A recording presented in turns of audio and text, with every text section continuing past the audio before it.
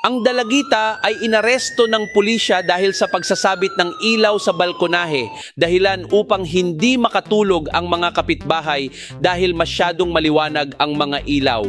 Ito ang lamp, sobrang maliwanag na solar lamp na may maraming kagamitan. Maaaring sumipsip ng enerhiya mula sa sikat ng araw, makatipid ng kuryente. Ang 1,200 watt na baterya ay maaaring gamitin ng hanggang 18 oras. Ang material ng bombilya ay gawa sa salamin na lumalaban sa epekto 13 beses na mas matibay kaysa sa mga maginoo na lamp. Ang disenyo ng smart hook ay maaaring isabit kahit saan nang hindi gumagamit ng wire.